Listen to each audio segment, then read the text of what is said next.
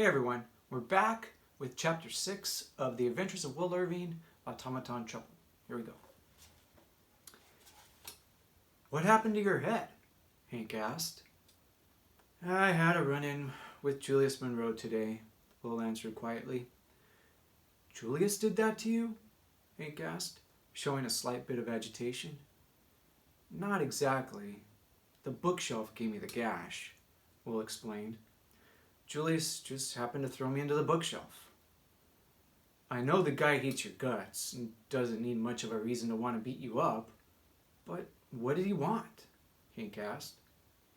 He came into the office asking if he had ever seen this woman, Will answered as he pulled out the woman's photo from his pocket and handed it to Hank. Hank examined the photo and then handed it back to Will. I've never seen her before, Hank said, shaking his head. Me neither. And that's what I told Julius. Then he asked me to rat her out if ever I did see her, Will related. What did you say to that? Hank asked. I told him to tell Mo that I don't work for creeps, Will answered. And that's when he introduced you to the bookshelf, Hank joked. Yep, Will confirmed. Did he say anything about why he was looking for the girl? Hank questioned. He wouldn't tell me, Will replied. Sounds like she needs help, Max interrupted. Not you, too. That's exactly what Em said, Will said, somewhat annoyed. Well, she's right, Max persisted. I'm not sure there's much we can do anyway, Max, Hank noted. We don't even know the girl or where to find her. Exactly. She's not our client, not our problem, Will stated. Steps were heard coming down the stairs, and everyone quieted for a moment. Emily's in bed, Will, Jennifer said as she entered the living room. And that's where I need to be, Hank said as he rose from his place on the sofa. Ready to go, Jen? Sure, Uncle. I'm pretty tired myself, Jennifer replied. Hank and Jennifer said goodnight to Max and then walked to the front door with Will. After seeing his friends out and saying goodnight, Will went up to tuck Emily in and give her a goodnight hug and kiss. He then returned downstairs to the living room. I'm going to sit out on the porch for a bit, Will said to Max. Would you like some company? Max asked. Sure, Will replied. The two friends stepped out onto the front porch and sat down on a large wooden bench chair. Will and Max sat quietly for some time, enjoying the cool of the evening after having had such a hot day. Finally, Max broke the silence. Did you mean what you said earlier? Max asked quietly. What do you mean? Will replied. When you said that the woman was not your client and not your problem, Max clarified. I don't know, Max, Will said with some frustration. I mean, it's true that she isn't our client. But, Max anticipated. But I guess I don't really believe that she isn't our problem, Will admitted. You and Em are right. She needs help. What are you going to do? Max asked. I don't know. What can I do? I don't know who or where she is. All I have is this picture. Where do I start? Will wondered aloud. You're an investigator, William. A good one.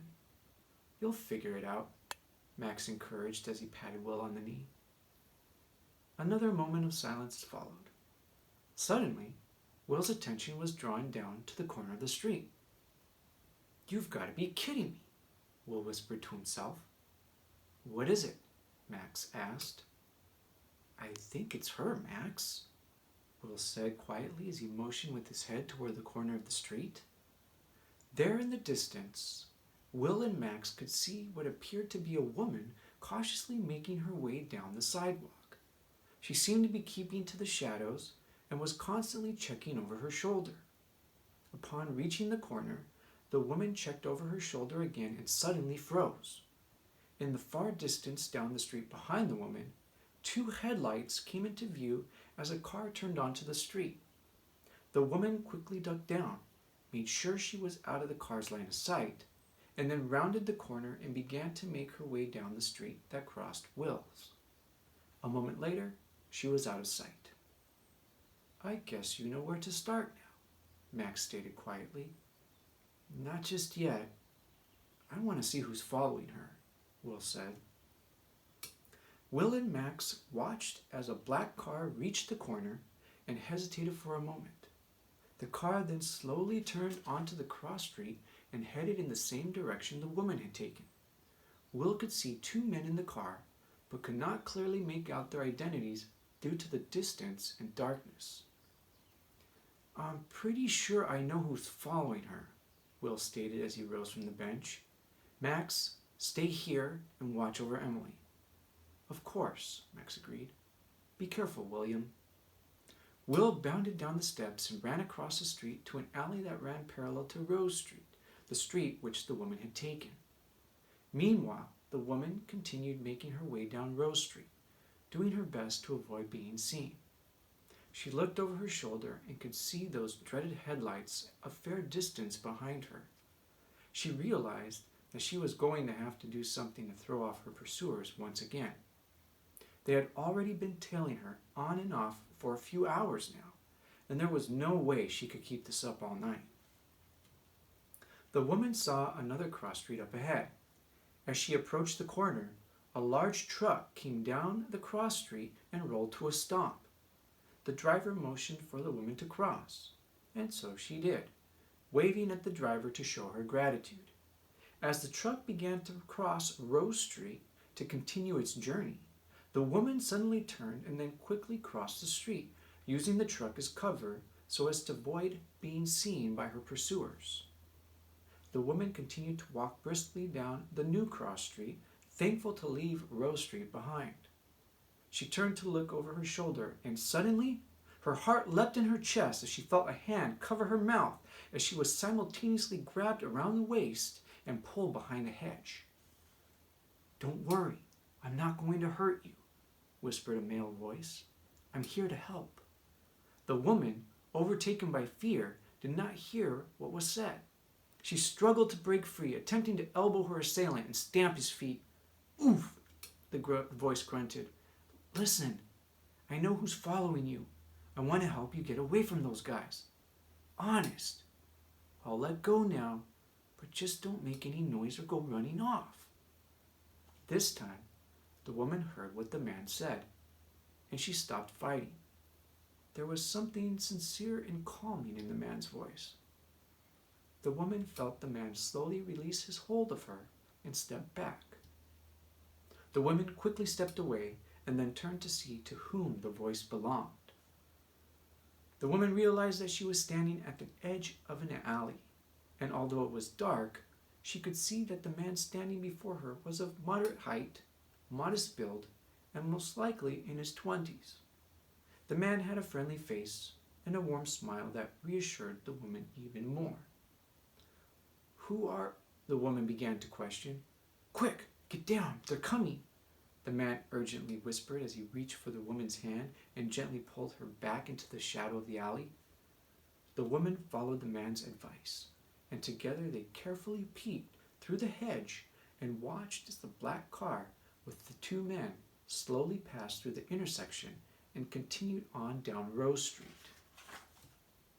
"Finally," the woman said as she breathed a sigh of relief. "Will Irving," Will greeted.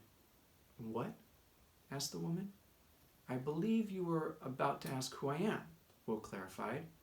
"Will Irving, private investigator, at your service." Will put his hand out for the woman to shake. "Forgive my suspicion, Will, but why are you trying to help me?" the woman asked, ignoring Will's outstretched hand. "I'm not sure now's the best time to swap stories. Perhaps it would be best to get you someplace safe first," Will suggested. "I'm not so sure any place is safe for me anymore," the woman replied. "In that case, you're welcome to come back with me to my house," Will offered. The woman eyed Will suspiciously. "I know it sounds like a crazy idea. I don't expect you to trust me. Maybe this will help, though. You bumped into my little sister earlier today and dropped your brooch.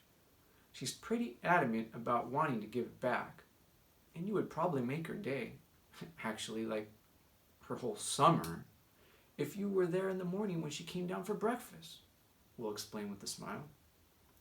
As the woman listened to Will speak, she felt her sweater in the place where her brooch had been pinned. I didn't even realize I had lost it, the woman said softly. I remember bumping into a little girl today. I wanted to check on her and say sorry, but I was being followed. I'm sorry. Is she okay? Oh yeah, she's fine. Don't worry. So what do you say? Want to hide out at our place? Will offered again. Claire Ferryman, the woman said as she smiled and put her hand out for Will to shake. And yes, I'll take you up on that offer. Thank you, Will. Will smiled and warmly shook Claire's hand. You can thank my sister in the morning. She's the reason I'm here, Will said fondly. Follow me. Our house is only a block away. Will checked the street to make sure the coast was clear, and then he and Claire cautiously made their way back down the alley toward Will's house. And that is Chapter 6 of The Adventures of Will Irving, Automaton Trouble.